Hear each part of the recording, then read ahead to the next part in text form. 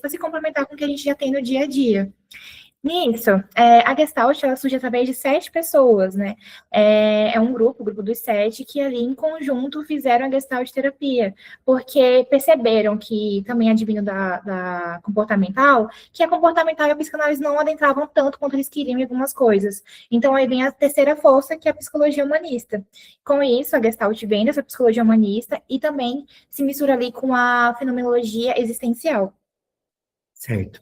Agora eu vou falar um pouquinho para vocês sobre as influências e alguns conceitos da Gestalt terapia. Aqui no slide, a gente colocou 3 grandes influências que geralmente são dadas nas faculdades. Mas eu deixo aqui muito claro que a Gestalt terapia ela é muito mais ampla do que isso. Então, a gente divide as influências através dos conceitos filosóficos e os conceitos epistemológicos, assim como em outras abordagens. De conceito filosófico, a gente tem o existencialismo, o humanismo e a fenomenologia.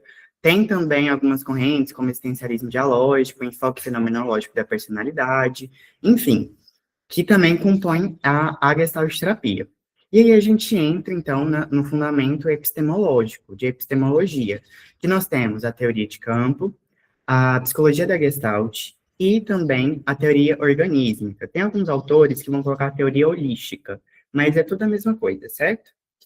É importante também dizer que o nosso foco de método é o método fenomenológico. Então, para além de filosofia, que é a fenomenologia, ela também é o nosso método. Então, é o método fenomenológico que a gente se baseia.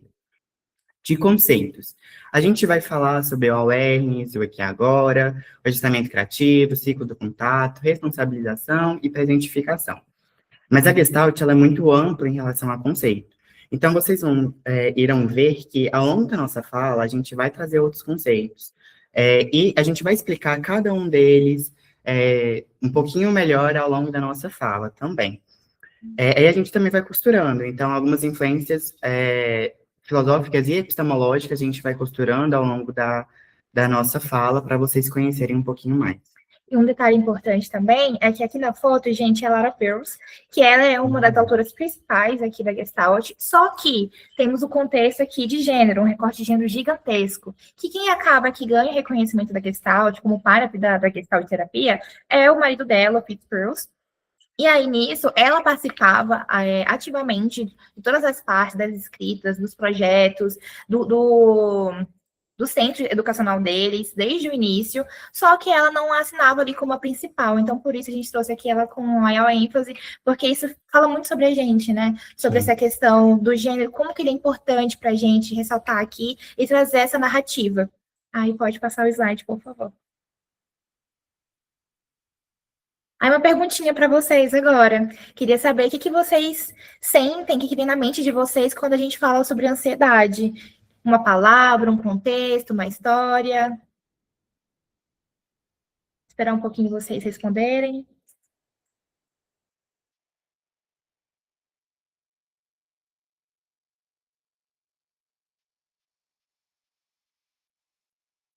Se quiserem mandar no chat.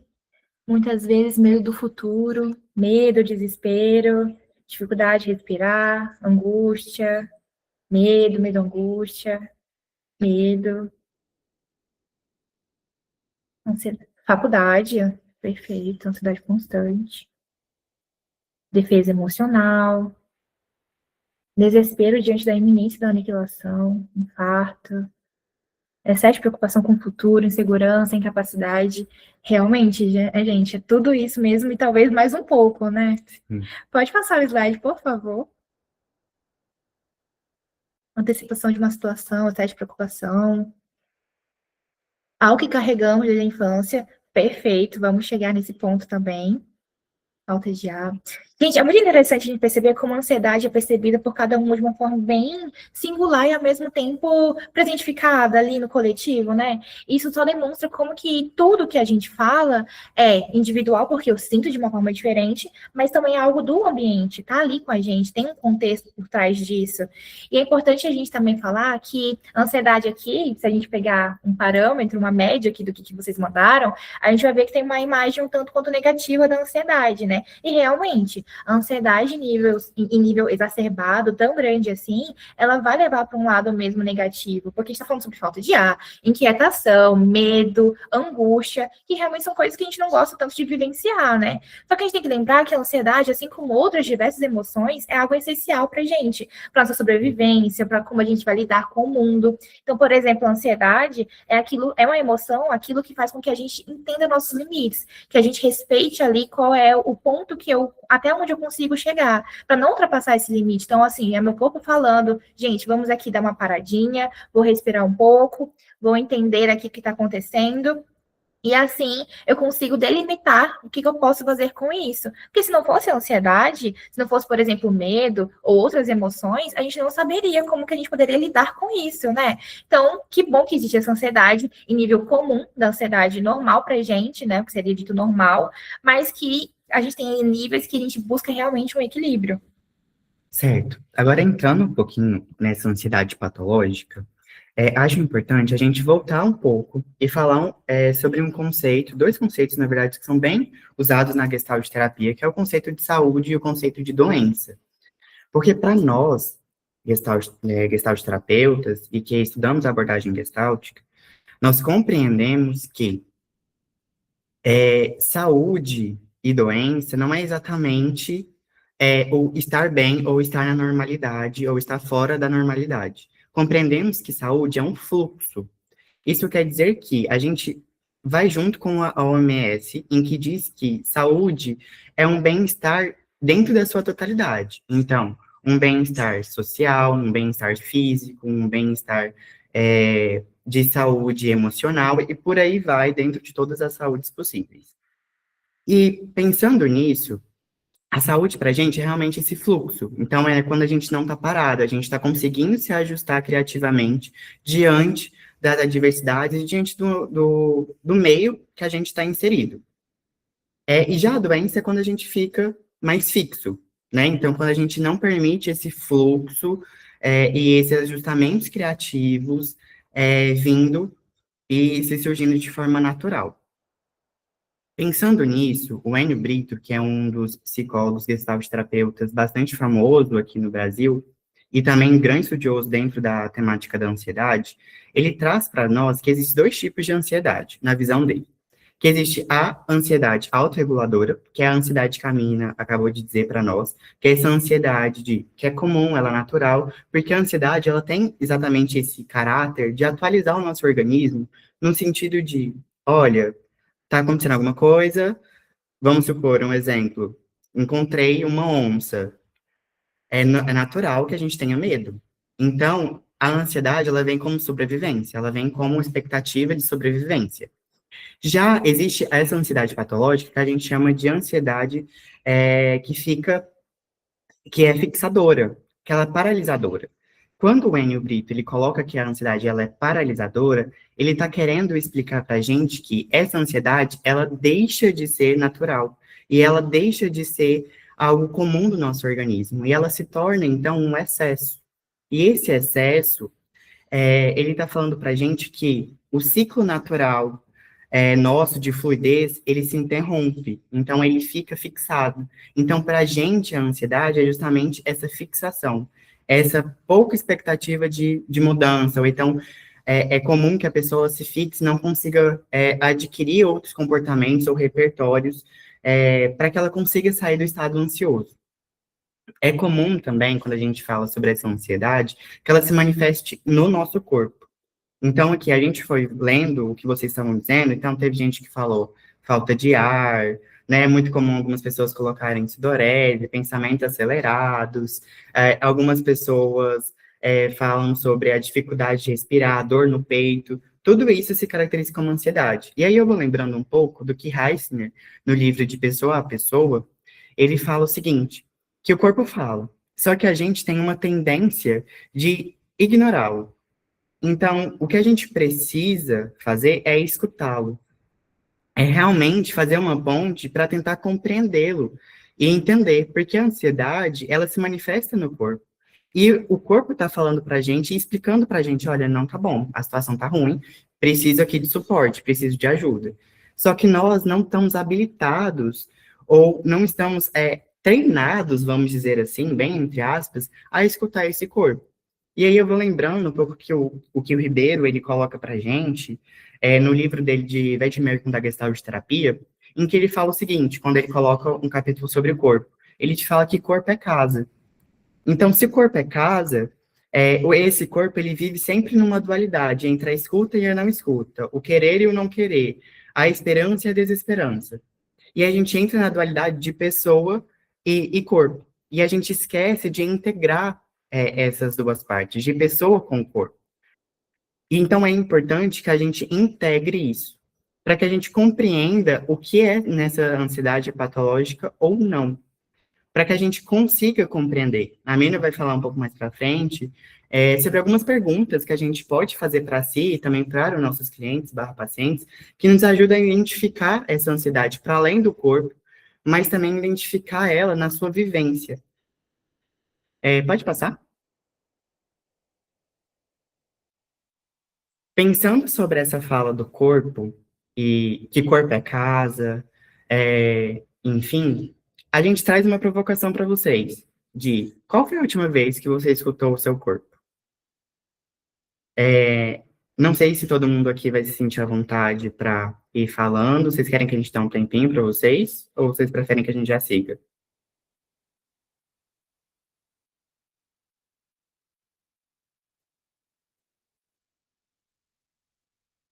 Acho que um ótimo exemplo é você mesmo agora. Um bom exemplo. Minha garganta ficou seca. Ou seja, estou falando muito. O que meu corpo está querendo dizer? Você precisa beber água. Mas se eu faço um movimento de reflexão de, será que essa garganta seca, ela revela, na verdade, uma ansiedade, ou ela revela só algo organísmico, em nível organismo? Porque é importante a gente ter esse senso crítico também, de avaliar o que é organismo, o que é algo psicossomático, certo? E é claro que os dois estão juntos, estão ali entremeados, né? Mas é sempre ter essa dialógica de corpo. A gente lembra um pouco do existencialismo dialógico de Buber, em que o Buber, ele realmente ele coloca o eu em relação ao meio. Então, é importante que a gente tenha essa relação dialógica, eu e o meio, porque quando a gente fala de meio, e o Peirce coloca isso no livro Gestalt Terapia, não só ele, como também os outros escritores do livro, eles colocam que meio é tudo aquilo que nos atravessa. Então, o meio não é só o outro para gente. O meio também é o ambiente, Contexto, o contexto, cultura, exatamente. Então, entra ali esse meio como um todo. Pode passar. Então, a gente entra aqui nas partes dos conceitos da Gestalt terapia em relação ao que a gente pode usar aqui na ansiedade, né? E uma coisa que vocês vão escutar muito a gente falar é sobre o agora, sobre a presentificação, sobre o estado que estamos nesse momento. E a gente começa com awareness. O que é awareness, Mirna?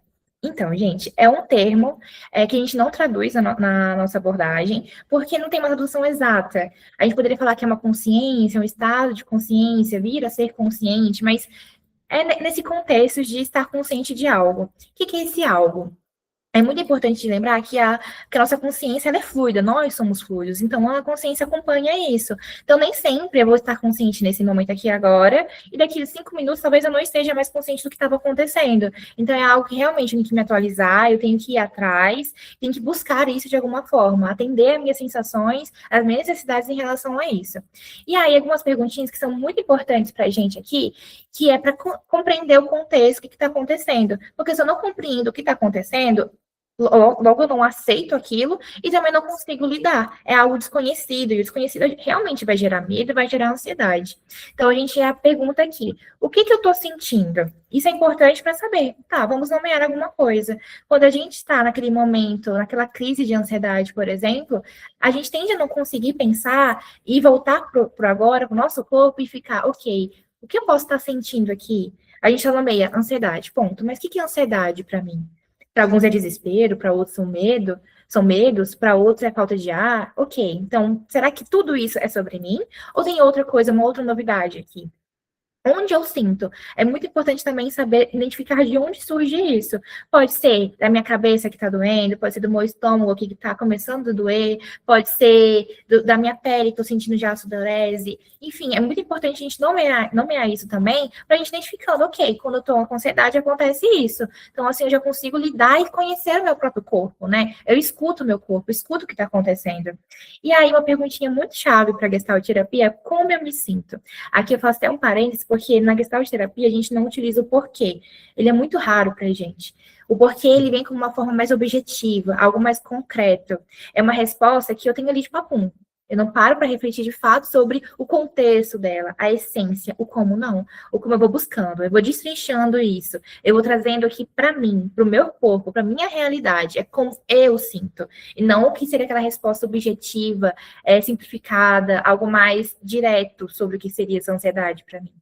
E aí, uma pergunta também que é muito necessária, assim como as outras, é o que eu posso estar evitando? Será que eu estou evitando alguma coisa?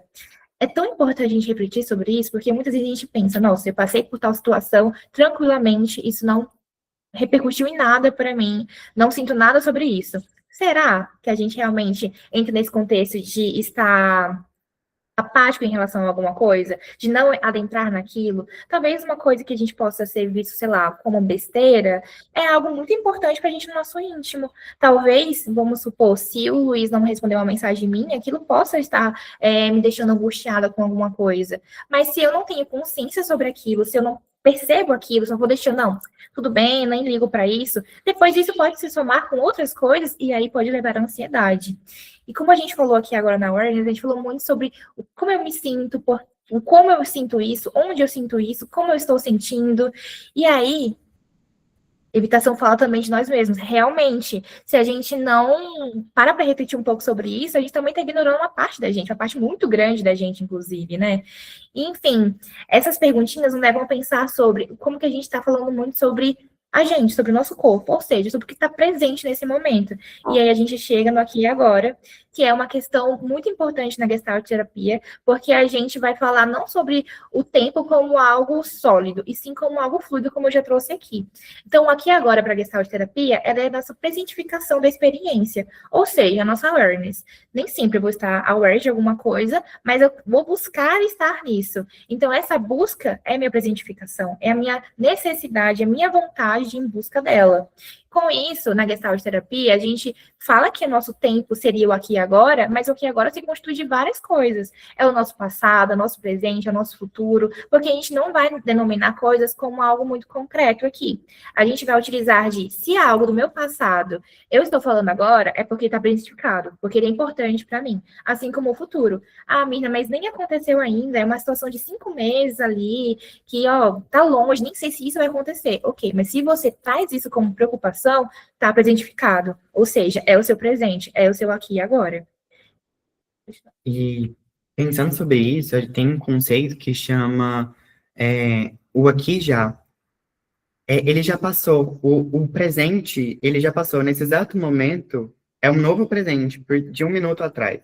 Então, para a gente é muito difícil essa questão do passado, presente e futuro, e é por isso que a gente fala de presentificação, porque o presente, ele passa a todo instante. Todo instante é novo presente. Então, para a gente, o que importa realmente é o aqui e agora, nesse momento, situando cada um em que lugar está. Então, qual é o tempo, qual é o horário, por exemplo, qual que é a região que você fala e qual que é a sua relação com o outro. Entrando agora em outro conceito, que seria o conceito de autossuporte e heterossuporte, esses conceitos, eles são bem essenciais quando a gente fala sobre a questão da ansiedade, como que a gente olha para essa ansiedade numa visão gestáltica. Isso porque, segundo a Celana Cardoso, ela fala que o heterossuporte ele é o primordial. Todos nós precisamos de heterossuporte. O heterossuporte é quando nós precisamos do outro. O outro como suporte para minha existência e para eu continuar na minha caminhada de vida. Então, isso seria o heterossuporte. O autossuporte é quando eu não preciso do outro. Não numa forma egoísta ou autocentrada de eu sou bom e consigo me encontrar no mundo. Não, não é nesse sentido. É no sentido de eu já compreendo as minhas necessidades e já consigo lidar com elas. certo? Então, como que a gente trabalha esses conceitos dentro da ansiedade? Quando a gente fala sobre o heterosuporte, a gente está falando sobre a nossa relação terapêutica. E para nós, gestalt terapeutas, a relação terapêutica ela é primordial. Ela é um ato central do nosso trabalho. Porque se a gente não tem uma relação terapêutica, a gente não consegue desenvolver um bom trabalho. E aí eu lembro da minha supervisora de estágio final, é, lá quando eu ainda estava na faculdade, em que ela falava o seguinte: não importa exatamente como você faz a pergunta, não importa o que você vai dizer ou o que é teórico ou não. O importante é que você esteja com o seu cliente, é a presença que você oferece para ele.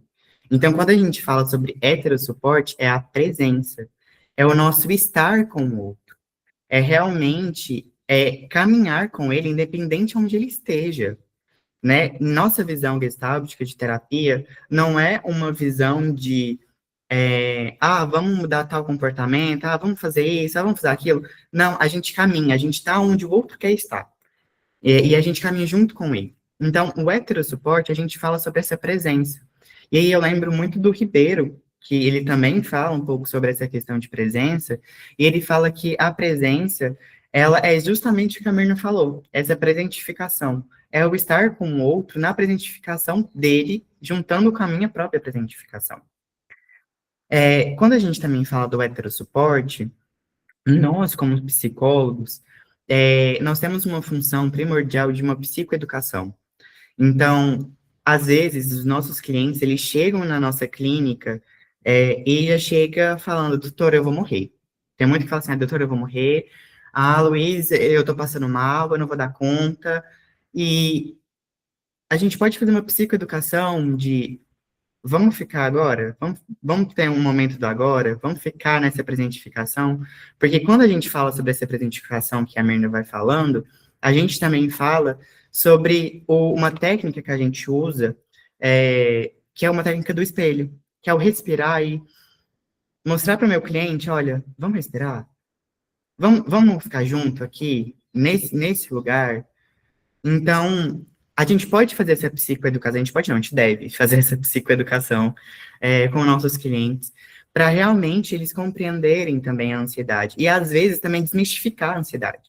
Porque em muitos momentos, eu já escutei muitas vezes em atendimentos de a minha ansiedade é muito maior do que eu, e não, a ansiedade é você. Então, qual é o seu tamanho? Então, a gente tem que saber qual é o seu tamanho para compreender qual é o tamanho da sua ansiedade. Então, é muito mais um trabalho de autoconhecimento do que qualquer outra coisa. E aí, entrando nisso, quando a gente fala sobre autoconhecimento, a gente precisa compreender que a gente pode estender nossa rede de apoio. Nós somos psicólogos, ou vocês são estudantes de psicologia, e vocês já são rede de apoio, né? E compreender que eu já sou uma rede de apoio e trazer isso para o meu cliente já é importantíssimo. Então, compreender que tem pessoas do seu lado que você não está sozinho. É muito comum, né? O Yuan vai falar sobre isso, que é comum pessoas que sofrem de ansiedade se sentirem solitárias, ou então falarem, eu me sinto sozinha, eu estou na solidão. Então, é importante que você olhe para aquela pessoa, valide e confirme aquela dor e fale, eu estou com você nessa, eu estou caminhando junto com você. E tem a questão do ambiente, porque o ambiente, gente, ele é um fator ansiogênico, exatamente, é um fator ansiogênico. Então, a gente precisa compreender esse ambiente, onde situar onde está o meu cliente. E a gente lembra um pouco da teoria de campo de Kurt Lewin, em que ele fala sobre dar uma situação àquele cliente, colocar ele dentro do lugar que ele está. Tem um livro que chama Aconselhamento em Gestalt Terapia, e aqui eu já deixo bem um adendo, que esse aconselhamento é bem um erro de tradução, porque também nós não partilhamos desse conceito de aconselhar, mas em que a Joyce, ela coloca algo muito importante, que existem tipos de campo. Então, existe o campo individual, o campo relacional e o campo existencial. Então, é importante que a gente situe esse cliente, aonde ele está no campo, para que eu compreenda essa ansiedade e o ambiente em que ela está. E compreenda o que realmente faz mal para aquela pessoa, o que é ansiogênico, o que é algo rígido para ela. E a gente entra, então, no autossuporte. O autossuporte é quando eu ofereço esse heterosuporte, o caminhar junto com o outro. E a partir disso, que eu caminho com o outro, ele consegue caminhar sozinho. Porque algo que o Preuss ele coloca dentro de o livro dele, o Gestalt Terapia, o volume 2, ele coloca que nossa função como terapeutas nunca foi e nunca vai ser de acompanhar uma pessoa pelo resto da vida. Nosso objetivo é trazer uma liberdade existencial para o outro. Então, é acompanhar até um certo lugar e depois permitir que ele ande com suas pernas. Então, esse autossuporte fala justamente sobre isso, porque algo que eu esqueci do heterossuporte é que muitas pessoas com a ansiedade, elas não conseguem identificar suas necessidades. Então, eu preciso ajudar também ela a identificar suas necessidades para compreender também sobre essa ansiedade. E no autossuporte, eu caminho com ela, o autossuporte é ela caminhar sozinha e conseguir identificar o que de fato tem ali que precisa ser escutado como uma necessidade sua. E é se responsabilizar e se conscientizar. Quando eu falo sobre responsabilização, eu não estou falando sobre culpa. Mas eu estou falando de realmente compreender de uma forma empática consigo o que eu contribuo para a minha ansiedade. E não é ficar se martirizando, mas é se compreender. É a compreensão. E sentindo, porque uma compreensão sem o sentir não adianta de nada. Então, é se permitir sentir também. E quando a gente também fala sobre responsabilização, a gente também está colocando uma responsabilização de meio. Então, é olhar que o campo dessa pessoa também favorece essa forma de. É uma forma ansiogênica esse campo. Então, olhar para esse campo, a pessoa compreender e também dar responsabilidade ao campo. E pode passar. Eu acho que um ponto também importante é a gente falar que ansiedade, na verdade, o contexto ele é ansiogênico, então por isso que a gente vai ter diferentes contextos ali na nossa clínica. Por exemplo, eu acho que fica um tanto quanto óbvio, ou deveria ser, por exemplo, um caso sobre racismo. Sim. É claro que ele vai chegar até a gente de uma forma muito ansiosa. Não tem Uhum. como a gente retirar essa ansiedade por completo, porque é algo vivencial. Tá no contexto da pessoa. O que a gente pode fazer? Faz ali um acolhimento. Mas será que a gente retira a ansiedade como um todo? Não é sobre isso exatamente, né? A gente tem que compreender como que é esse contexto, essa vivência para a pessoa, no lugar de fazer uma retirada de algo que talvez não seja sobre isso exatamente. Não é sobre a ansiedade em si. Uhum. É sobre o que gera a ansiedade. Exatamente. Pode passar.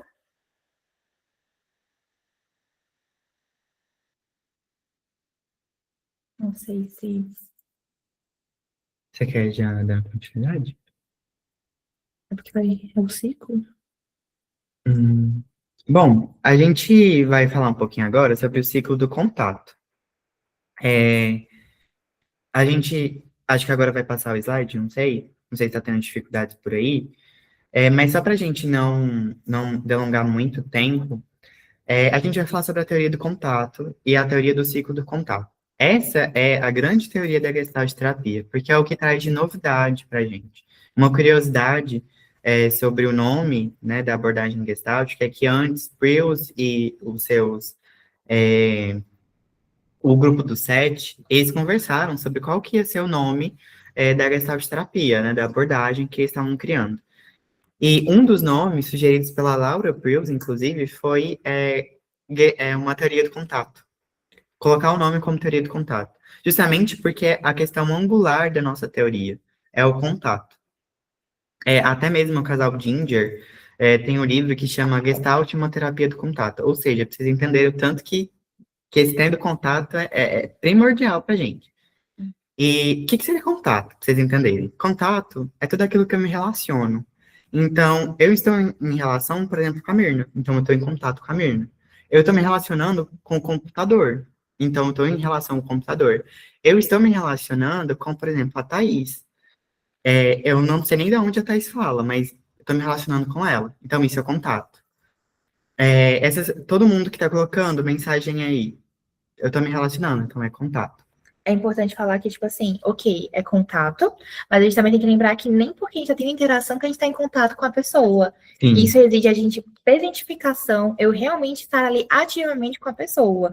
Isso também, uma coisa da psicologia como um todo, é a diferença entre o ouvir e o escutar, né? Ouvir, tô ali. ouvindo Uhum. alguma coisa. Escutar, não. Estou, de fato, ali, ativamente com a pessoa, escutando o que ela traz. Estou assimilando, não estou procurando uma resposta de prontidão aqui. Eu escuto, acolho, e depois eu devolvo, se for para devolver alguma fala. A mesma coisa com contato. Estou aqui em contato com vocês porque estou presente. Estou observando, eu estou analisando aqui o que está acontecendo no meu contexto, estou passando alguma coisa para vocês de forma ativa. Agora, se eu só estivesse aqui de forma passiva, eu não estaria mais em contato. Uhum.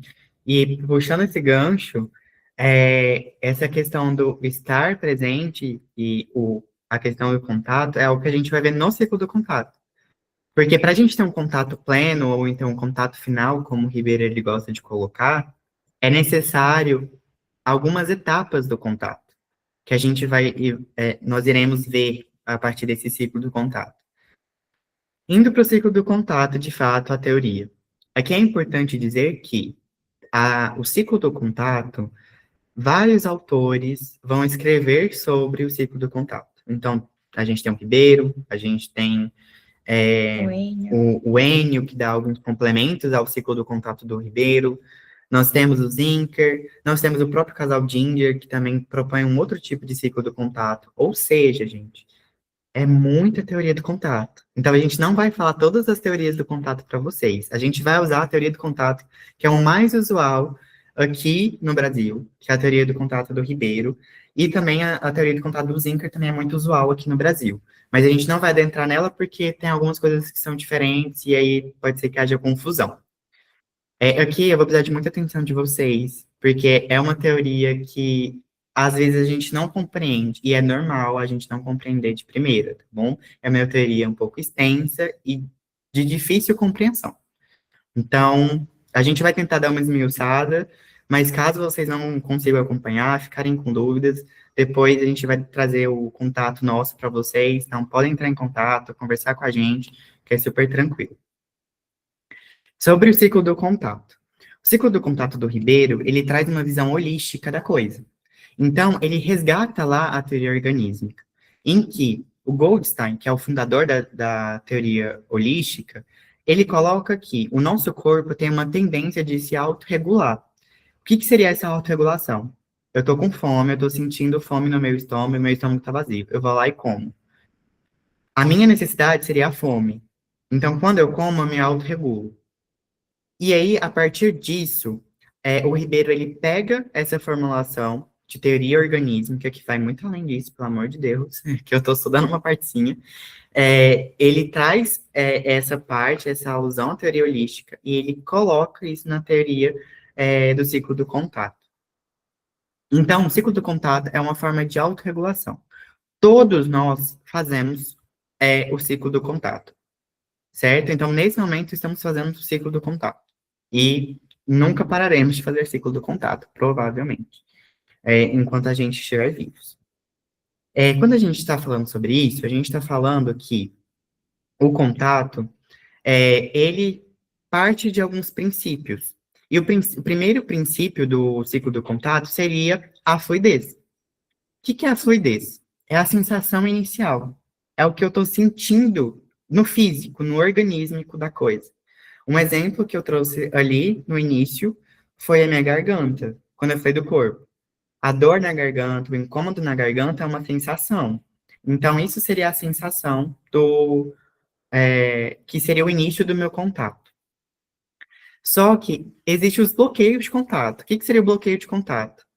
É um fator de fixação, é o que faz a pessoa fixar e não permitir a exatidão do contato, que é o que a Mirna trouxe mais cedo, que nem todo mundo faz o contato pleno.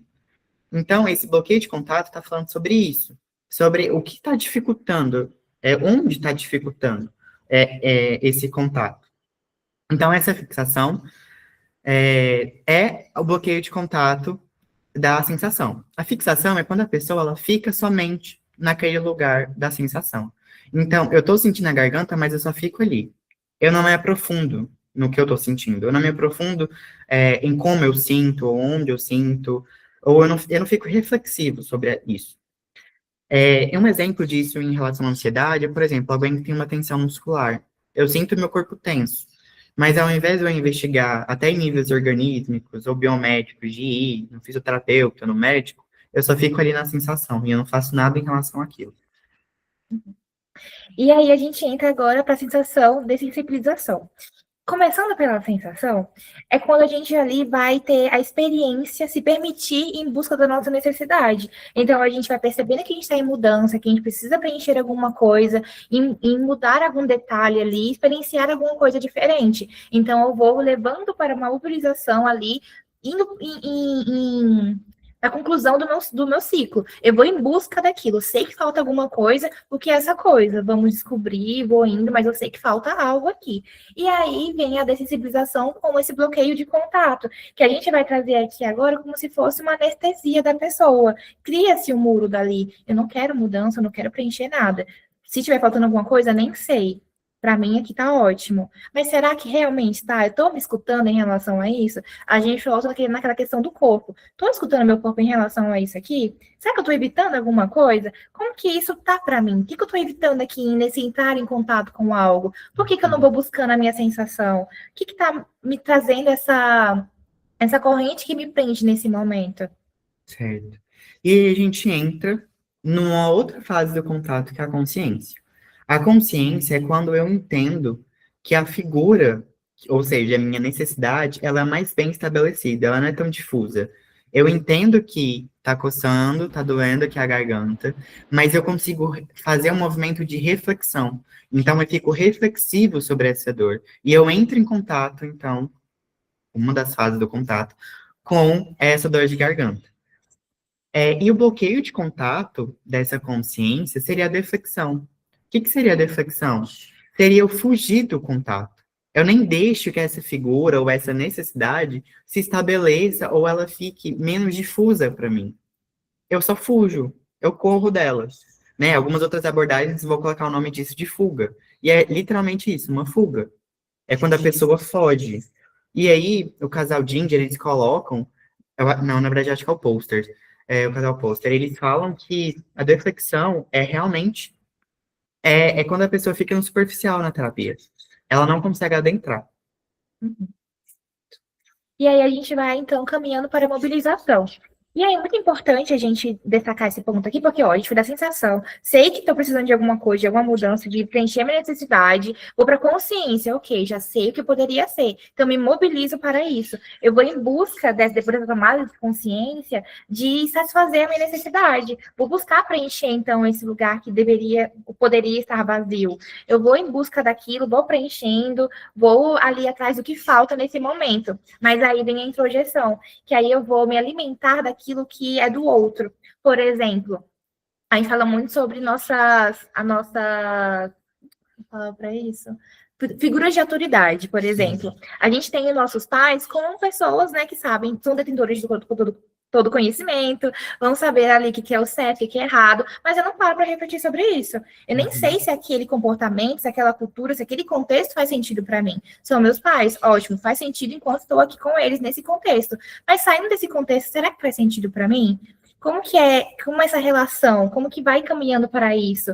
Então, eu preciso também ter uma questão de saber o que eu considero realmente refletir sobre isso. A mobilização, vou lá, refletir sobre, estou consciente, vou caminhar para. A introjeção não é que eu estou parada aqui, o que está acontecendo nesse momento? Só vou me alimentando do outro. Certo. E a gente entra, então, na ação. A ação é quando eu consigo compreender e confiar tanto em mim quanto no outro. Eu consigo confiar que o outro consegue ser uma fonte nutritiva para mim. E eu compreendo também a minha necessidade. Então, eu entendo que o outro não está ali para me satisfazer. Mas eu consigo compreender e me nutrir disso. E eu uso o outro também como uma forma de me ajudar a caminhar. O bloqueio de contato seria, então, a projeção. E a projeção é quando eu coloco uma necessidade que é minha no outro. Então, ao invés de eu falar, eu estou com sede, eu falo que a menina está com sede. E aí ela precisa tomar água. Não é que eu preciso, é ela. Então, isso seria a projeção. E o Peirce, ele coloca que uma pessoa que vive nesse bloqueio de projeção, acaba que ela vira refém de si mesma. porque ela nunca consegue assumir as suas necessidades. E acaba que isso é muito comum dentro da ansiedade, porque uma pessoa ansiosa é justamente uma pessoa que vive nessa fantasia e vive nesse lugar de eu não aceito minha necessidade, então eu coloco a minha necessidade no outro. Agora, indo para interação, a interação é quando eu compreendo e me nutro do outro, e eu entendo que o mundo ele também é uma forma de me nutrir. Então, para além do meu mundinho, o mundinho do outro e o mundinho de todas as pessoas, o meio como um todo, é uma fonte de me recarregar. E é uma fonte que eu posso me jogar nele também, sabendo que o outro não tem nenhuma obrigação de me satisfazer.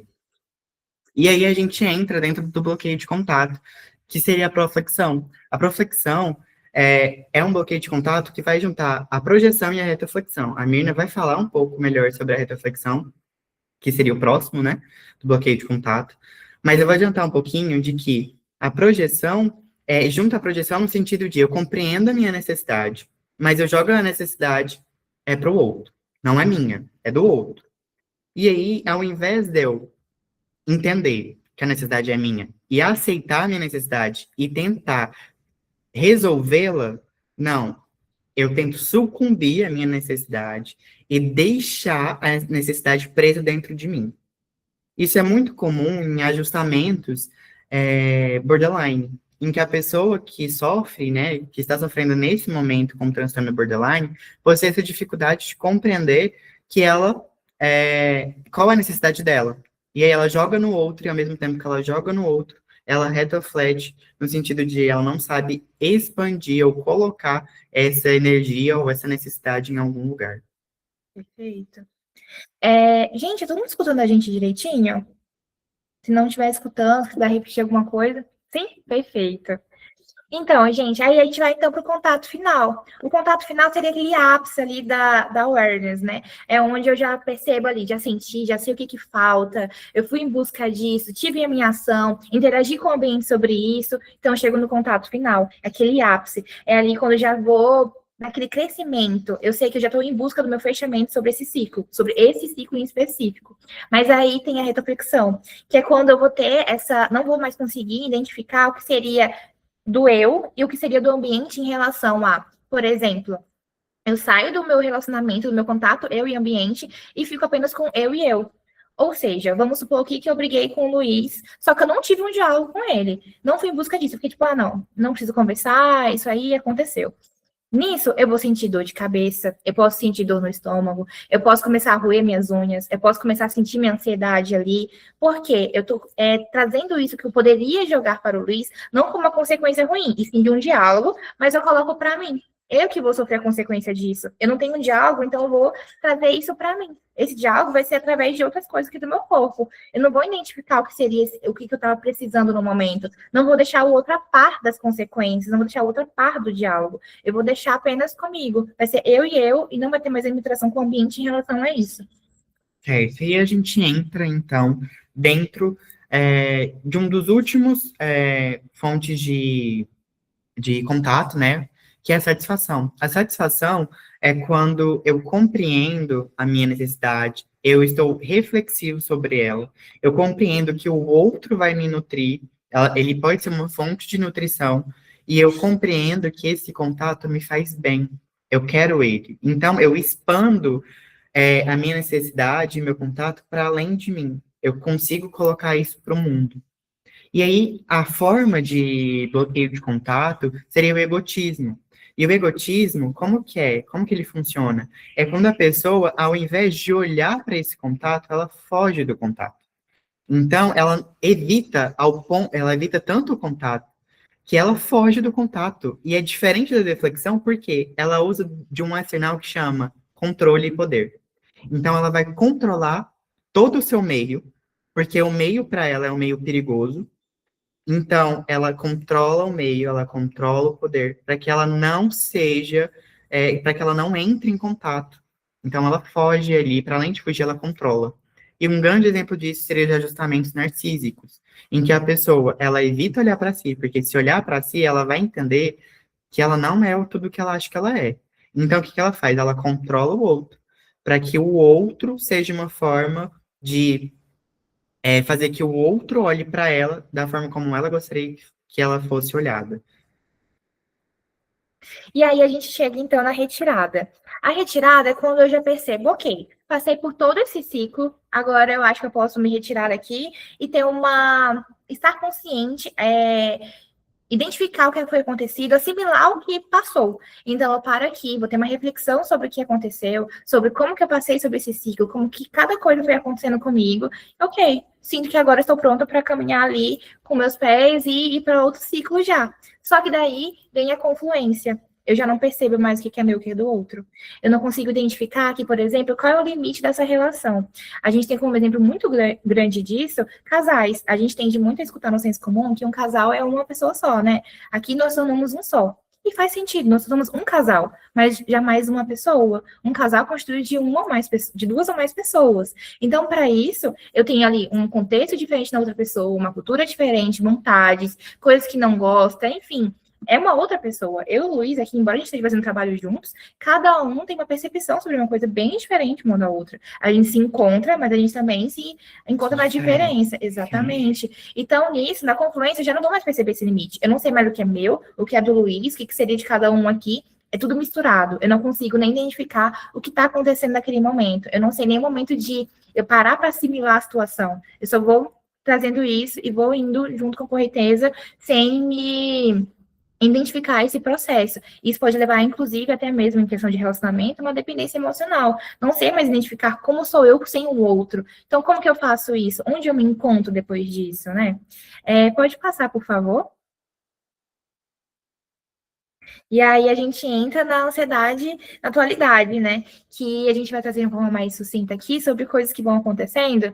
E aí a gente entra que a gente está num momento, acho que a gente sempre vai trazendo nessa questão, mas principalmente depois da pandemia, a gente entra num processo muito de desempenho, né? A gente quer sempre buscar ali nossa produtividade. Por exemplo, aqui de volta na pandemia, a gente, enquanto estava assistindo aula, a gente estava fazendo a comida, conversando com nossos pais, cuidando dos nossos cachorros, brincando com eles, respondendo mensagem no WhatsApp e por aí ia. Não era assim que acontecia? Muita frequência, inclusive. A gente ia acumulando várias atividades. E a gente ficou ainda nesse sentido, ainda nesse ritmo de fazer muitas coisas ao mesmo tempo. É preencher tanta coisa ali, preencher tantas faltas na gente, que a gente nem sabe mais o que falta, nem sabe mais qual é a nossa prioridade. E é importante lembrar que se tudo é prioridade, nada é prioridade. Somos um só. Temos várias atividades, a prioridade seria aquilo que realmente é primordial, o que a gente precisa fazer de necessário ali naquele momento. Então, se tudo é urgente, nada é urgente. E a gente vai entrar naquele negócio do desempenho, de sempre procurar ali satisfazer essa falta, essa necessidade, em busca de cada vez mais produtividade, e a gente vai se encontrar com cansaço. E a gente entra na reflexão. Será que eu olho meu cansaço, meu descanso aqui nesse momento como algo, ok, eu preciso realmente descansar, é algo necessário para mim, ou eu encontro isso como uma recompensa? Eu vou olhar, tipo, não, só vou descansar quando terminar X atividades. Tenho que fazer aqui o check em todas as coisas da minha lista. Então, a gente entra num ponto de até o nosso descanso se tornou uma coisa um produto tão grande que a gente tem que ali, ó, é só uma recompensa, é só nisso. E aí a gente vai entrar na produtividade tóxica. A gente não consegue mais perceber o nosso limite, e aí com certeza a ansiedade vai vir. Eu preciso preencher 1000 coisas ao mesmo tempo, fazer 1000 atividades ao mesmo tempo, eu tenho que usar minhas 24 horas como coisa produtiva. Eu não percebo mais o horário que eu preciso me alimentar de verdade. Não é eu comer e fazer várias coisas ao mesmo tempo, fazer um trabalho, responder mensagem, é me alimentar, sentir a comida ali. Eu não percebo mais o meu sono como algo que vai me regulando. Eu durmo porque, ó, tô cansada, preciso dormir aqui, mas, ó, é rapidão, só para dar aquela energia para continuar as atividades. Será que é assim esse ciclo? Será que a gente nunca para? Então, se explica, e se explica a gente sentir ansiedade com tanta presença assim também, né? Sim. E acaba que a gente conclui com ansiedade, né? E a gente está falando aqui de uma ansiedade que ela é social, né? Que, obviamente, toca no âmbito individual, mas ela é social.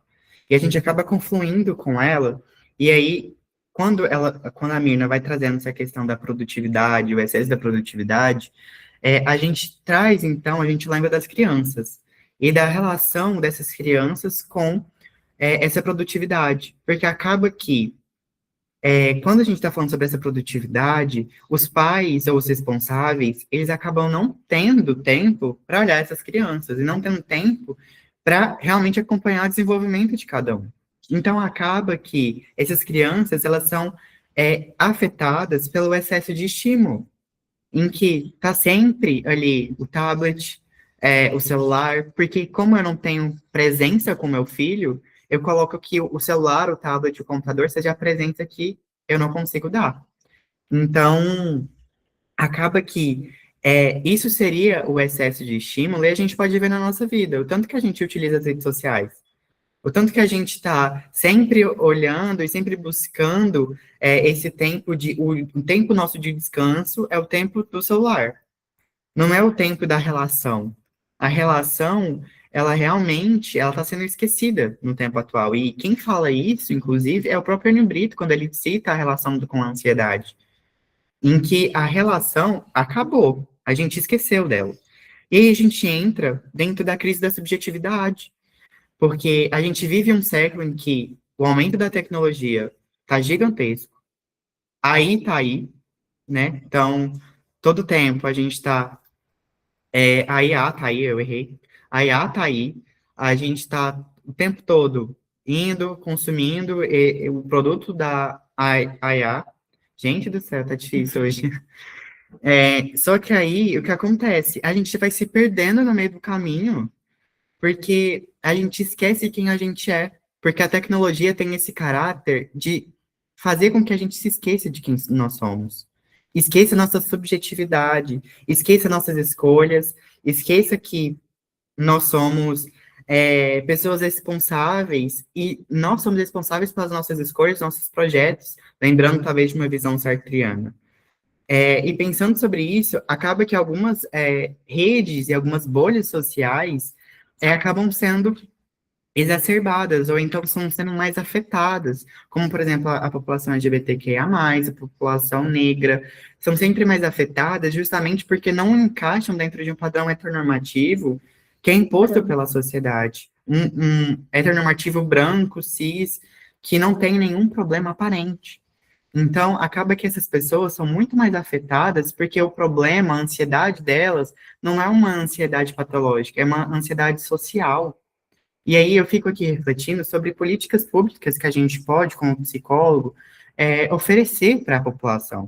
Só que a gente esquece que a nossa população, como psicólogo, é extremamente desunida e é uma população que esquece de fazer a sua principal função, que é a função de psicoeducação. Nós esquecemos disso, a gente não psicoeduca ninguém. Nós precisamos voltar a esse princípio da psicoeducação, nós precisamos saber votar também. A gente precisa entender em quem que a gente está votando, a gente precisa incentivar a ciência, que acaba que está se perdendo.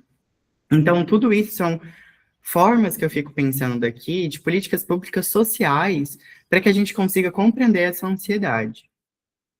Pode passar? Aí a gente entra numa questão que é essencial para a Gestalt terapia. Gente, o objetivo nunca é eliminar o sintoma em si. A gente vai entender o funcionamento dele com o nosso sujeito, que é ali nosso cliente. Então, por exemplo, se alguém traz aqui para mim na minha clínica sobre ansiedade, eu não vou procurar a cura disso. Eu vou trabalhar com o cliente sobre isso, como que é o contexto dele. Não tem como eu retirar uma coisa sem saber qual é o pilar da pessoa em relação a isso. Porque, por exemplo, falando em uma construção, se eu removo uma parede de uma construção ali e acaba que é um pilar, vai desmoronar. Vou afetar essa construção de alguma forma. Então, eu não sei onde eu estou mexendo, eu preciso conhecer. Eu não quero eliminar alguma coisa, não como que eu quisesse que a pessoa estivesse em um constante sofrimento, e sim procurar de uma forma que seja algo mais, traga mais alívio para a pessoa. Não é procurar eliminar, e sim trabalhar junto para que isso seja algo que a gente traga para o vivencial, entender o contexto da pessoa, compreender como que funciona para ela, se aquilo realmente é algo que ela quer fazer uma retirada, ou se é algo que a gente vai ali construindo juntos para ter um equilíbrio melhor na vida dela. Sim, e a gente tá chegando no final, né, da nossa fala, e aqui eu acho importante dizer que a Gestalt terapia, ela não traz um manual. A gente não tá com um manual de vida e fala assim, olha, vamos abrir na página 135 e vamos olhar o parágrafo tal, que aí aqui eu tenho a resolução da sua ansiedade. Não, a gente não tem isso, a gente não trabalha com isso. A gente fala de uma sociedade que esqueceu de sentir. Então, quando a gente está falando sobre a ansiedade é o excesso do sentir, não é o excesso do pensar, é o excesso do sentir. Só que a gente precisa dar vazão a esse sentimento. E a terapia, principalmente terapia dentro da visão gestáltica, é justamente o lugar do sentir. É permitir que essa pessoa sinta. E é importante que esse psicólogo, essa psicóloga e esse psicólogo que está ali, que ele consiga realmente ter uma visão antidecolonial. Porque não adianta nada eu atender uma pessoa que é permeada por interseccionalidades e eu não a compreendê-las. E eu achar que tudo aquilo é ansiedade. A gente precisa olhar para esse sujeito de uma maneira ética e cuidadosa, de fato. Não olhar com parâmetros ou métricas. A métrica é ele mesmo. Então eu preciso olhar para ele e com ele o que é aquilo. Pode passar o slide? Só antes eu Ah, queria complementar uma coisa, que trazer mesmo pela nossa experiência, não sei quanto a Luiz, mas com certeza acho que passa por isso, na clínica eu escuto bastante sobre, nossa, é que é realmente o tempo que eu tenho para me expressar. E o quanto que isso, ao mesmo tempo que traz aquele livro, tipo, nossa, ainda bem que meu trabalho está funcionando para alguma coisa para a pessoa, vem como, nossa, como que é preocupante a gente perceber que a gente só tem uma vez na semana, 50 minutinhos para se expressar. Ou sim. seja, nos outros dias, nos outros 6 dias, nos outros 1000 minutos que a gente tem pela frente, a gente não se expressa, a gente não está presente, e aí eu vejo comentários de vocês falando sobre essa pressão do conseguir parar, que é difícil no dia de hoje, tem outras coisas ali passando pela nossa vida, mas é muito importante a gente também pensar sobre se eu não consigo me expressar nesse momento, esvaziar um pouco do que está passando por aqui, como que eu vou prosseguir? Eu estou de fato vivendo a minha vida, estou sobrevivendo ali em relação ao ambiente. Então, o quão preocupante é escutar, ter essa fala de eu tenho só apenas esses 50 minutinhos para me expressar. É aqui que eu vivencio minhas coisas, é aqui que eu choro. A gente coloca o choro aí como algo tão preocupante, mas o choro é essencial também para a nossa regulação das emoções. E assim, pelo menos na minha clínica, eu vou de novo falar sobre a minha experiência, isso vem principalmente de mulheres que são mães. Eu acho que é Sim. uma coisa que se torna óbvia, mas que a gente precisa falar sobre como que é desgastante perceber que o tempo que eu tenho como mulher, como mãe, para me expressar é através da terapia e apenas isso. Porque eu não posso chorar na frente dos filhos, porque eu tenho que trabalhar, eu tenho que fazer a comida, eu tenho que levar para a Uhum. escola, eu tenho que prestar atenção no que está acontecendo e onde eu me expresso, onde sou eu. E é por isso que muitas vezes eu escuto de mães depois falando: nossa, eu estou me reencontrando agora. É agora que eu estou encontrando aqui quem eu sou. Antes mesmo de ser mãe. Entendo que Uhum. ser mãe agora é minha prioridade, mas eu ainda preciso me encontrar. E como que isso é muito forte na clínica. Uhum. Bom, nós agradecemos, então, por essa oportunidade. Agradecemos todos vocês que nos escutaram, agradeço pelos elogios. Aqui tá nossos contatos, né, do nosso Instagram. Fiquem à vontade, se vocês quiserem conversar com a gente. É, 1 hora é muito pouco para a gente falar sobre Gestalt terapia e Gestalt terapia na ansiedade e na atualidade. Então, é uma palestra muito pequena para um assunto tão extenso. Então, a gente fica à disposição, caso vocês queiram conversar com a gente, enfim, estamos aqui. E agora a gente abre para pergunta. Ótimo. Gente, primeiramente, eu queria parabenizar, que palestra maravilhosa, mesmo que eu seja meio ali, assim, suspeita para falar, pensando que eu sou da fenomenologia, eu gosto muito de humanismo, sou meio suspeita para falar, mas eu acho a palestra maravilhosa, o jeito que vocês trouxeram a compreensão, o cuidado ali, a presença, os exemplos também ajudaram muito ali a estar compreendendo o que vocês estavam falando. E alguém comentou aqui no chat, eu achei muito pontual, vocês trouxeram todas essas temáticas, esse assunto, com muito cuidado. Então, eu amei muito, vocês estão, assim, de parabéns. Que palestra maravilhosa. Obrigada. Obrigado. Agora, eu vou abrir para o pessoal realizarem as perguntas, tirarem algumas dúvidas, e vamos fazer da mesma forma, gente. Quem tiver alguma dúvida, pode mandar para a gente aqui no chat, ou levantar esse emoji de mãozinha para cima, que aí a gente vai dar essa oportunidade para vocês tirarem dúvidas.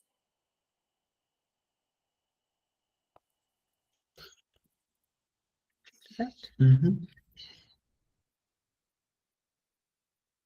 Quem quiser mandar pelo chat também, eu posso realizar a leitura.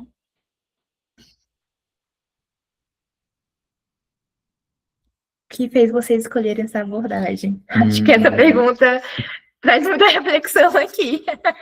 Você quer começar? Eu começo? Eu posso começar.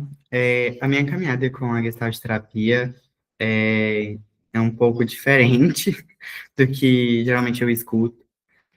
Pelo fato de, quando entrei na faculdade, eu não me imaginava na clínica. Na verdade, era uma das últimas opções para mim. Eu entrei querendo psicologia social comunitária. Então, eu fui com um outro ponto, né, um outro lugar. Mas quando eu parti para os estágios, quando eu fui escutando um pouco sobre a Gestalt terapia, eu não sei como que é a experiência de vocês com a psicologia, mas eu meio que me joguei em todas as abordagens possíveis. Então, eu fui vendo que do que eu ia escutando, a Gestalt terapia é o que mais fazia sentido para mim. E eu super me identifico com a Thaís, porque a fenomenologia, para mim, eu falei assim, gente, isso aqui faz muito sentido para mim. Então, foi assim que eu acabei escolhendo, eu realmente escolhi a Gestalt terapia nos períodos finais, assim, quando eu ia realmente para o estágio final, indo para a clínica. Então, foi por aí que eu passei, assim, apresentei em outros congressos também, fui pegando gosto realmente pela Gestalt terapia, justamente pelos congressos, monitorias, extensões que eu fui fazendo ao longo da faculdade, eu fui vendo que a Gestalt terapia fazia sentido para mim. Perfeito. Eu fui de um contexto similar, mas a diferença é que eu iniciei em uma outra faculdade antes da que eu concluí. E nessa outra faculdade tinha uma questão das abordagens um pouco mais engessada. Era aquela abordagem ali que a gente via e pronto.